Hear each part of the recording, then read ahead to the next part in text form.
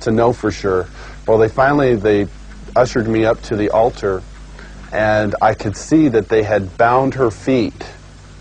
They had her feet spread apart, her legs, and they had bound them to the ends of the altar, and they had taken her arms, which were laying out this way, and roped them to the altar, which had little kind of like hooks, which they could bind the ropes around. And she was really white. I remember seeing her, and she was just real pale and real white. And I noticed that they had slit the bottoms of her feet and her wrists, and they were taking the blood that was running out of those areas and putting them into chalices and passing those cups around to different people who were partaking of her blood. Then the high priest, he took the athami, or the ritual knife, and he picked it up and he put my hand on it, and then he forced it into her chest. So when I think back on Halloween, you know, over that period of time that happened, you know, that was the climax event, Halloween night, where they killed that innocent little girl. And this is something that's happening every Halloween. That's not just an isolated event. I mean, there are children all over the world who are losing their lives during Halloween night, and yet we, as a society, we go out and celebrate it, and we go door to door and we ask for candy, and it's a big celebration to us. And I think it's quite ironic how one group of people are thinking it's fun and another group of people are taking human life, and yet they don't, you know, there seems to be this wall and nobody wants to face the facts of what's really going on. Today, reports from all over the world show a growing concern over the mushrooming attraction towards the occult. Heinous crimes connected with the occult, according to police, are reaching epidemic proportions. Halloween is the time when community service organizations warn that children and animals are most likely to be abducted. To truly understand the significance of Halloween and its role in this mayhem, we must go back to its historic roots.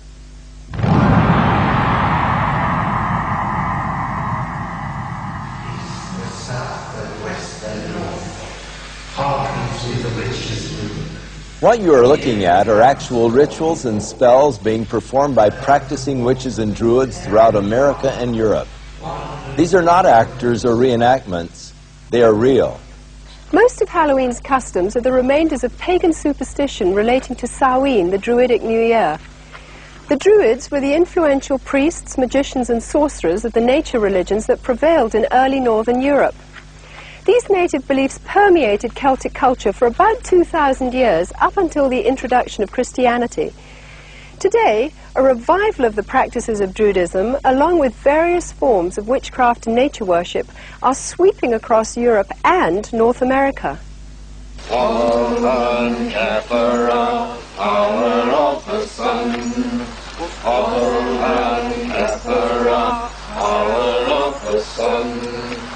The Druid orders are full of people from all walks of life, from soap opera stars to doctors and lawyers, dentists and toilet cleaners. Anybody can be a Druid. I'm standing on Primrose Hill, which is one of the sacred sites in London, and it was here that the Druid order was inaugurated in its last most recent cycle in 1717, when a number of Druids from Wales and Scotland and Ireland and Brittany and England came together, and it is here that some of the ceremonies are held. Samhain was seen as a time when the dividing line between the dead and the living was at its thinnest. Consequently, contact with spirit beings was thought to be easiest. Samhain was also one of the major fire festivals of the Celts. At this time, the Druidic priesthood led the people in diabolical worship ceremonies in which they would sacrifice animals and humans in ritual killings. Human sacrifice has absolutely no place in the modern tradition. Just because we see a pagan revival doesn't mean that we wish to go back to barbarism of any sort. So it's a bit of a red herring. It's not something we like to talk about. The name for Druids is believed to come from the Greek word drus, meaning oak. Druids usually select groves of oaks for their ceremonies and use the leaves in their sacred rites. The work of the Druids consists in reuniting us with the world of nature externally and internally with that stream of ancient wisdom and knowledge. Sharing the Druidic tradition of nature worship is witchcraft. The title witch is from the Saxon word Wicca, meaning the one who practices sorcery. The Oxford Dictionary states that a Wiccan is one who is twisted, bent, or warped. Despite attempts from modern Wiccans to sanitize the original intention of witchcraft, its practice cannot be divorced from demonology. O guardians of the watchtower of the east, I, Ishtar, high priestess and witch, do summon and stir thee. I command thy presence at this our meeting, to guard over our circle and to witness our rites.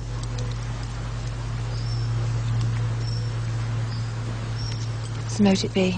So mote it be. My mother was a witch, and my grandmother was a witch, and I have been a witch for as long as I can remember.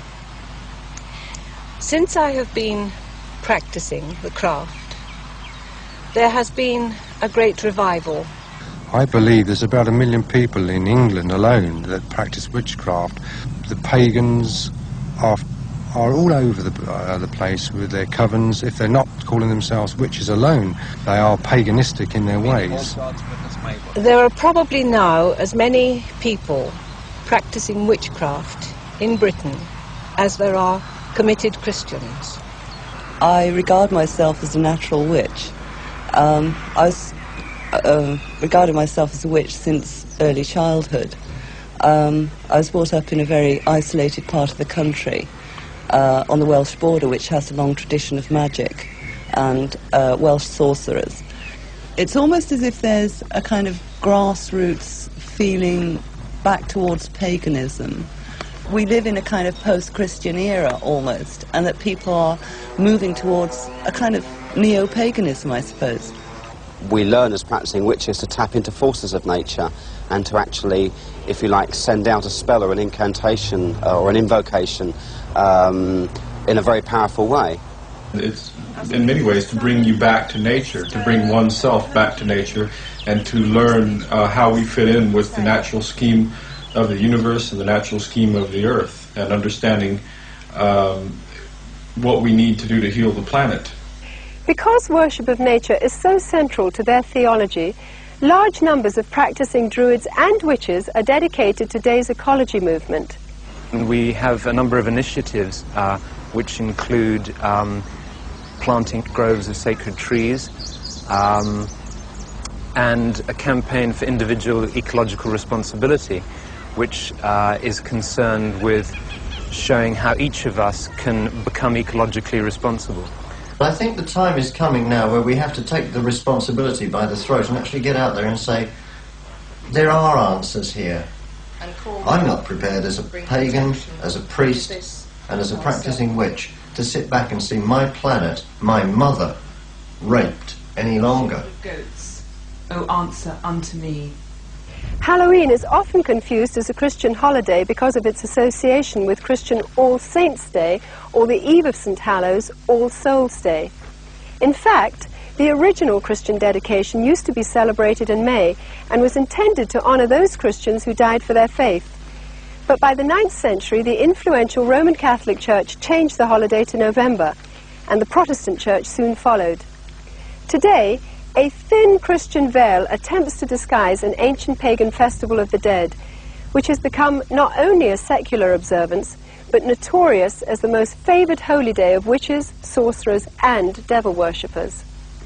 I can't really say when I became interested in Wicca, because it's always been part of me, part of my roots. I love Halloween. I think I'm a very autumn person. We dress up the house with cobwebs and so on, and we cast a circle. And we have a smoky cauldron, and we all scry, which means do clairvoyance, into the smoke which comes out of the cauldron. And we open the gates of the underworld.